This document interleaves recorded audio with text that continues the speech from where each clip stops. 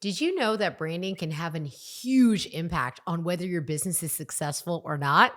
Let me tell you this, it has nothing to do with a logo. Most people think of a brand as a logo, or colors or fonts or something like that.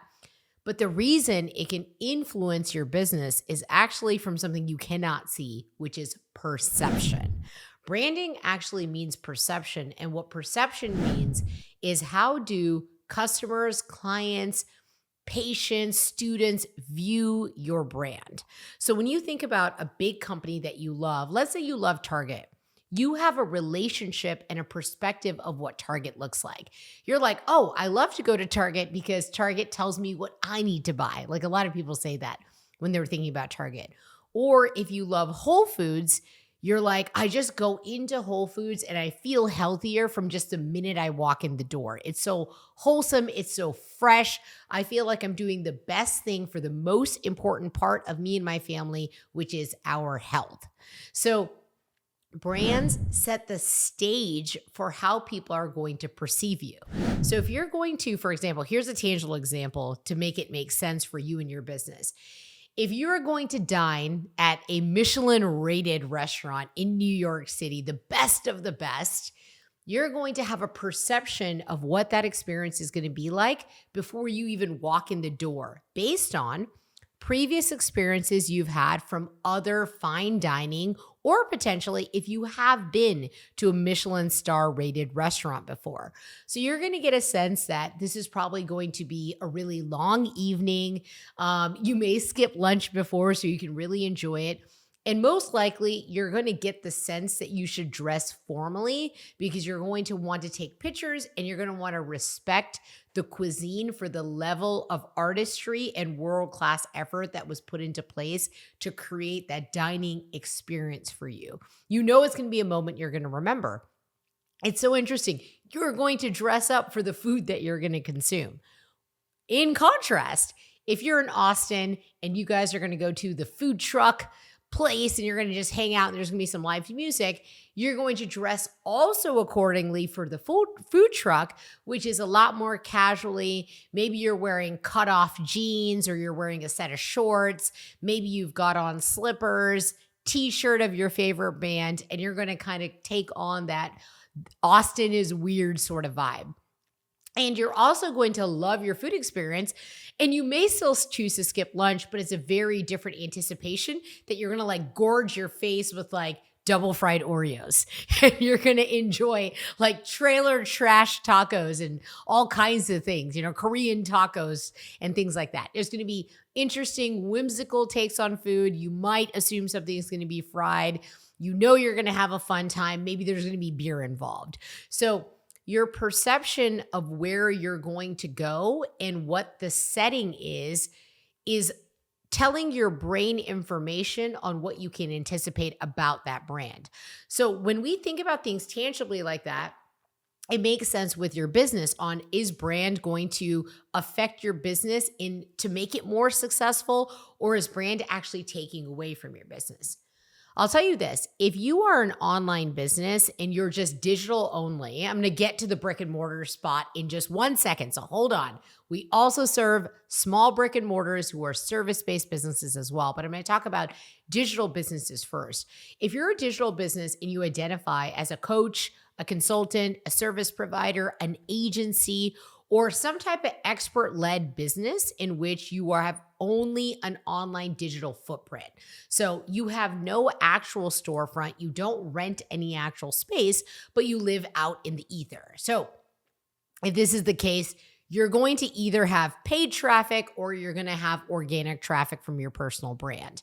So you're going to have your social media is likely going to be on and popping, or you've got your funnels set into place, or you use email marketing. You use Facebook or Google or YouTube ads, and obviously Google owns YouTube, but you're going to use some type of paid advertising or organic marketing off of social media and emailing your list, or best case scenario, a hybrid between those two things.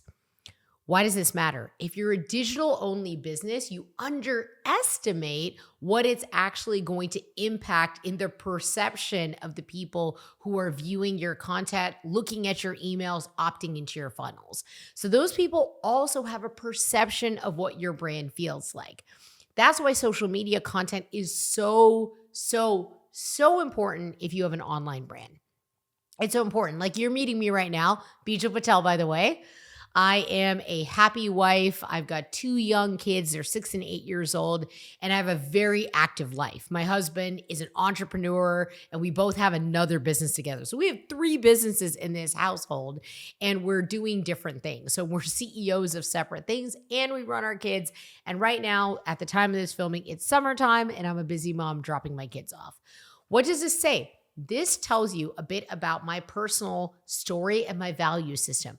What is the setup of what my life looks like? So when I'm telling you and teaching about how can you take your personal brand and get it to hybrid in with your business brand, I'm saying that as a busy mom, wife, and CEO, that you can do both and you can utilize your time to create the recognition, visibility, and authority that you need in the space. So when you've got all 3 of those things, recognition, visibility, and authority, then you're building a brand actually around what you do for a living. What do you do to help other people? So in the online space, it's all about value generation, and people are really into the idea of, I want to give value. I want to give value. I want to teach people the thing I know how to do. That's amazing. And you should be doing that on a daily basis. Here's the kicker though. Here's where I don't agree with Gary Vee. Here's where I don't agree with some of the other people who tell you to put yourself out there constantly. Listen, this is coming from a busy mom. You don't have time to do all of that. And even if you posted 10 times a day, how are you ever going to be able to respond to any of those comments? Then you get actually nixed by the algorithms because they want you to show up and comment back on people.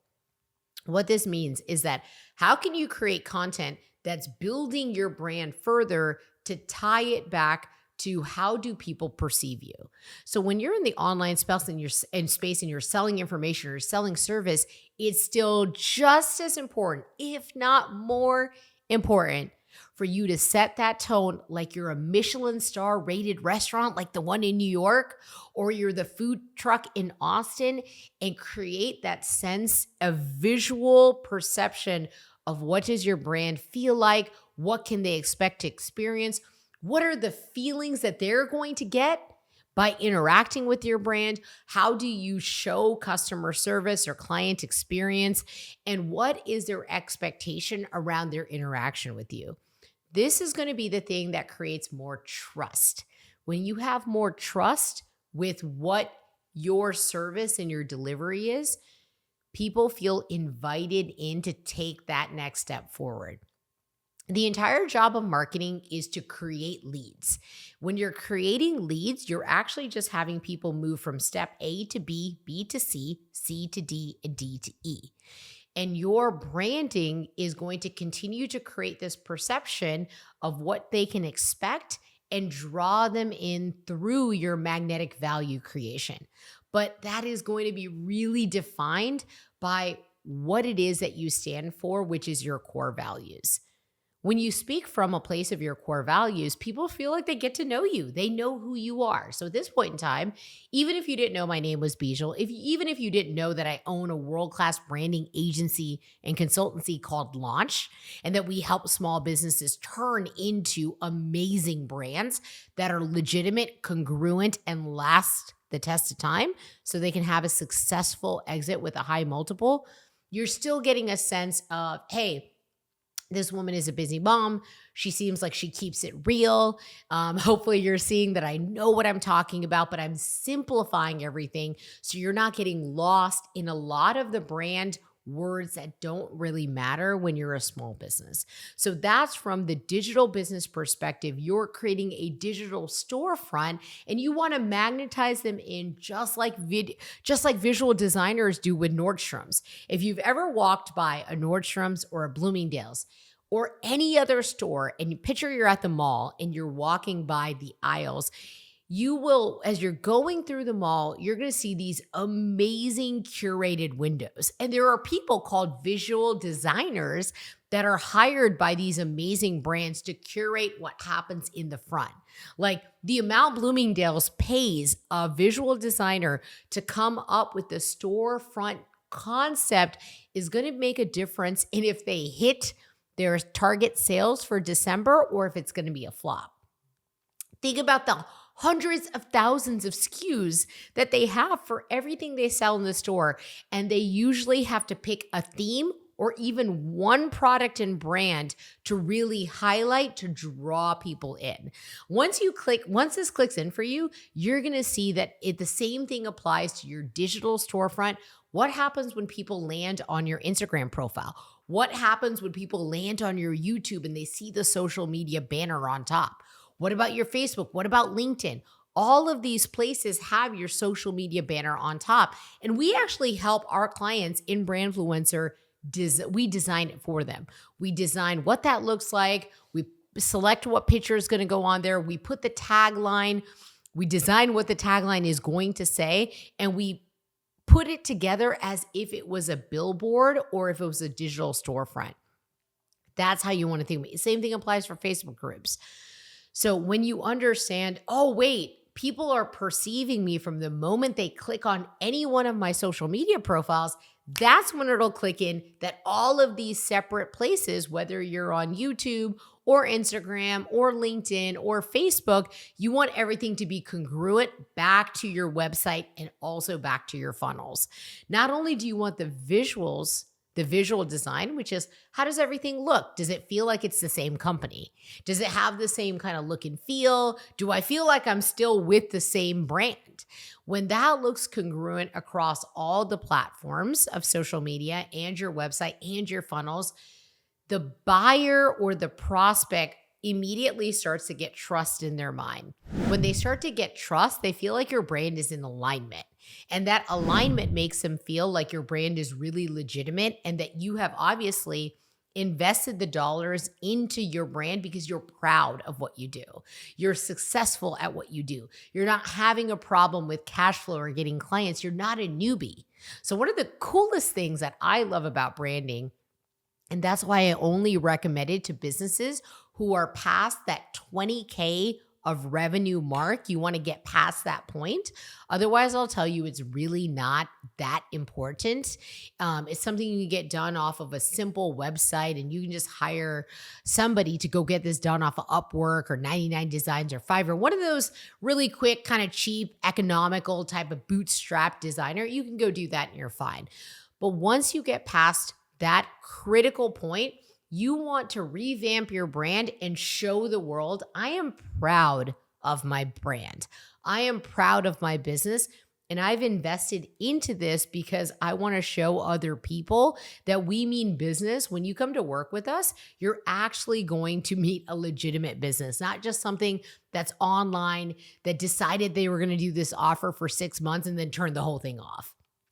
That's the fear that people have, especially when they're investing in anything high ticket online, or if it's something that has monthly recurring revenue or a retainer attached to the back end of that.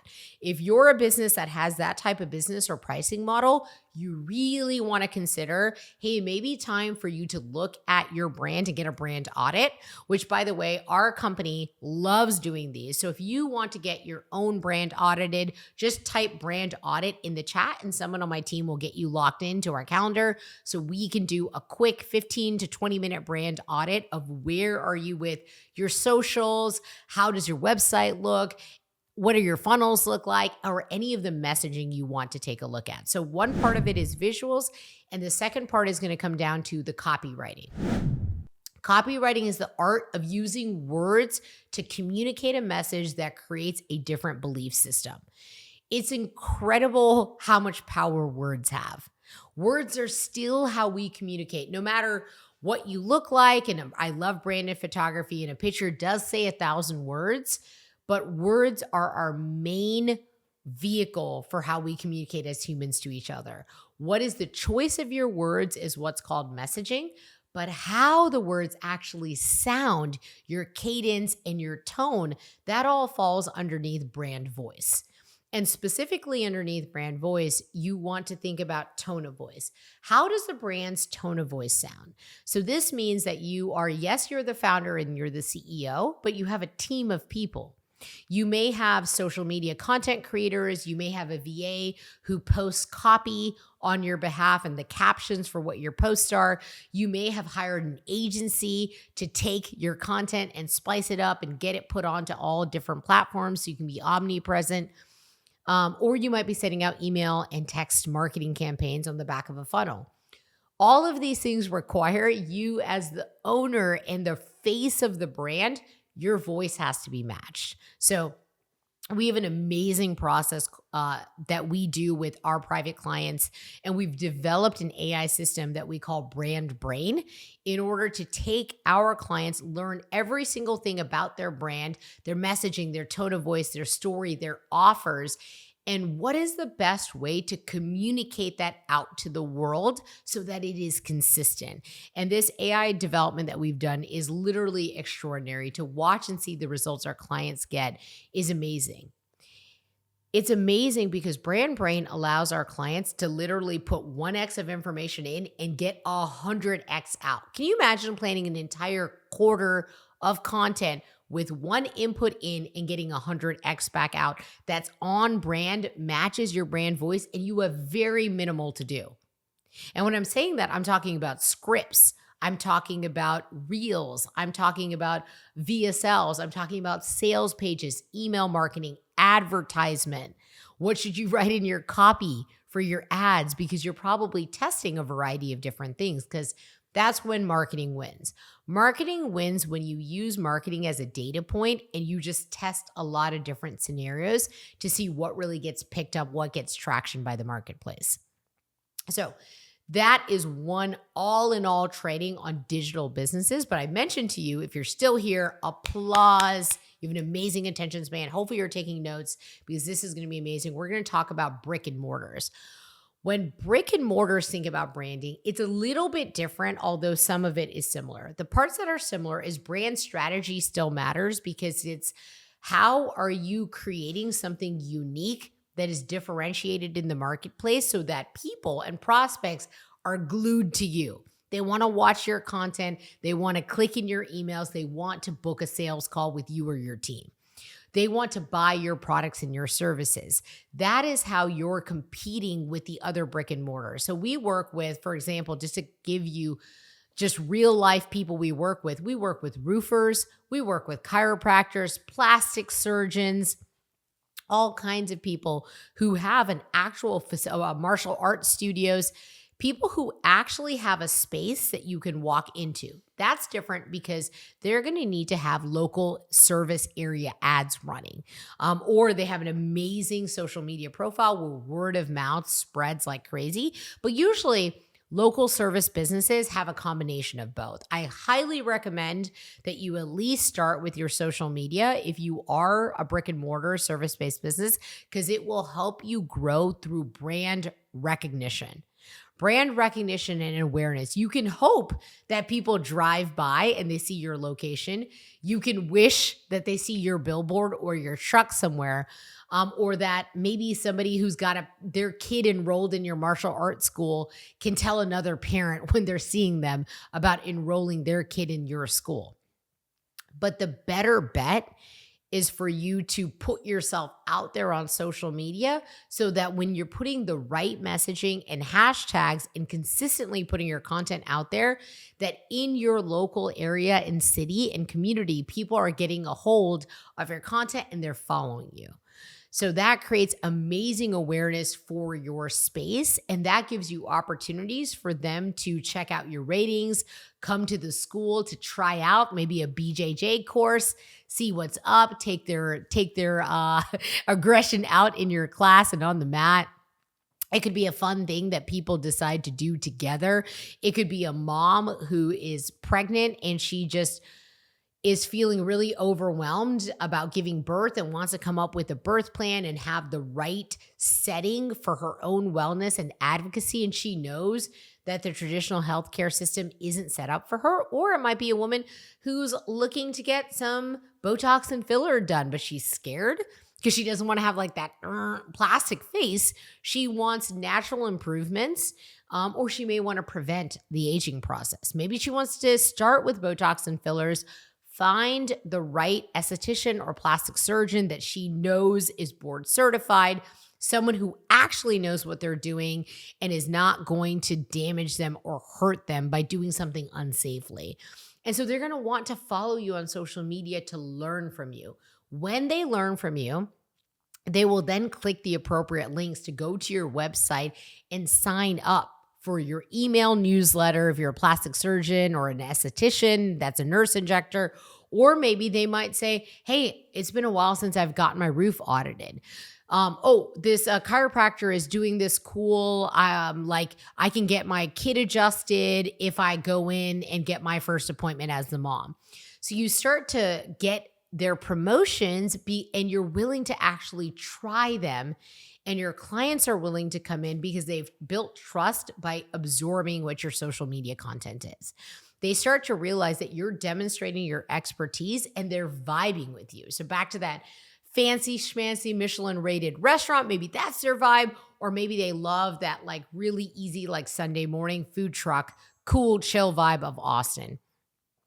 You're giving them an opportunity to get to know who you really are. And that alignment with your brand on what your values are and what their values are, that's what creates your most ideal client. So whether it's a patient or a client, it's who is the one person who pays for your services or offers that you would like to repeat and multiply and have 100 of them. Can you visualize? Just for a second, take a minute. What if you could have 100 or maybe even 1,000 of your most favorite client? Wouldn't that be amazing? Now watch this. What will they then say about you in reciprocation? What will they give you in terms of a review? Maybe it's on Yelp, maybe it's on Google My Business, maybe it's on Facebook. What will happen when they send you a testimonial video of what it was like to work with your team? That's amazing, because having that social proof or someone else saying what their service and experience was like, it creates so much trust within other people to say, hey, I feel like I can relate to the way that person was talking about the problem, and I need to get that done too. Oh my God, wait, chiropractic isn't just for back pain. It isn't just for popping my back. I can actually have a much more successful breastfeeding journey with my baby because my baby wasn't latching correctly because they needed proper alignment. The baby needed proper alignment, and then they can actually teach me hands-on how to feed the baby. So this is coming from a mom. I breastfed both of my kids for 1 year each. And I can't even tell you the amount of anguish I had over not being able to help the baby latch properly, or me having low milk supply or blocked milk ducts and then not being able to pump enough when I went back to work. To have an entire profession with the right person, with the right chiropractor who's dedicated to moms and who knows how to do it different than the way that the hospital just kind of spits you out. All I was doing was watching YouTube videos, but I wasn't getting the two-way feedback. I needed hands-on help, and I would have paid anything to be able to go to a doctor who wasn't just a pediatrician and actually get the help that I needed. My OBGYN couldn't help me, and my pediatrician was more there for the baby, not to teach me about breastfeeding and how to do it. That's just one example of what people are looking for. Like in Houston, we just had a crazy storm. It was a tornado, and we were just walking around outside, and all these roofs had holes in them. And luckily for us, we had multiple clients who live in town who were able to refer so that our community could actually get help from people that were going to serve them and create a lifelong relationship. So people are willing to spread your name when you've done good by them and you've helped them solve their problem, especially with hands-on help. So if you're a brick and mortar, I want you to know that social media is the best advertising you can have, because it's your digital billboard to invite people in, and it's absolutely free. It's ridiculous, absolutely free. And it ends up building this word of mouth. So whether you're clicks, which means you're a digital business, or you are bricks and you're a brick and mortar, having a sound brand strategy on how to approach your business absolutely is the difference between how are you going to do in terms of your revenue goals, in terms of your profitability, and are you getting a higher client lifetime value. If you're looking at your numbers and seeing the fact that you want to hit and you want to scale your business, maybe you want to grow 20%, maybe you want to grow 200%, whatever that number looks like, branding and having a solid brand strategy is the difference maker between if your results are going to be outstanding or you're going to wonder, why did the marketing not work? Why did all of the different social media posts that you try not actually get any traction? And I want you to know it's really normal to swing the bat and get a lot of misses at the beginning. But when you're working with a company like ours that is actually got a system that's almost scientific, we're able to take our clients and walk them through a process that we've used for 4 years called Brandfluencer. In Brandfluencer, it's an 8-week part of the program is hashing out all of the details of your brand strategy. That's your mission, it's your vision, it's your core values, it's your tone of voice, it's your messaging, it's refining your actual offer. What is it that you sell? What's the price point you should sell at? What's that profitability look like? And then how do we need to sharpen up the naming? Have you named your offer? What are the pillars within it? Are those named? So coming up with what that IP is, what is your actual intellectual property behind your brand? So if you don't have anything trademarked or registered, you're really an open spot for your competitors to be able to come in and steal or copy that IP. And then they can actually take your IP, say it's theirs, and sue you back. Because as far as the US government is concerned, whoever registers the trademark first is actually the owner of it. Doesn't matter how long you had it posted for, it's who's the first one that got it registered. So you want to think about the legal implications that are at play here too. So just all in all, when you're thinking about how is it that brand strategy is going to help you become successful in your business, it's the same way that you look at other brands and you decide to buy from them once, twice, many times over. And are you willing to talk about the brands that you had amazing service with? Yes. Of course you are. If you're like me, you're like willing to leave comments on videos, which by the way, if you like this video, hit subscribe, hit like, leave me some love in the comments. Tell me what you resonated with or what you want me to teach on next. You're going to actually interact with that brand. And then the next part from there, you're going to tell a friend about that because you care about your friend. You care about your other business owners and you want them to be able to thrive too. So brand strategy is absolutely the hidden secret of why a lot of brands grow at an astronomical rate, because it's the raving fans that you've built that spread positive brand awareness on your behalf for free. So branding is literally like an employee you don't pay that works on your behalf 365 days, 24 hours of 7 days a week, that your brand is working on your behalf. So if you want that for yourself, you absolutely want to take the next steps on what your brand strategy looks like. And if you want us and our team to do a brand audit for you, just type brand audit in the comments and my team will send you over a link and we will see your application. If it's a good fit, if it makes sense for you, we'll get you into our system and we'll take a look at where the opportunities lie for you. See you next time.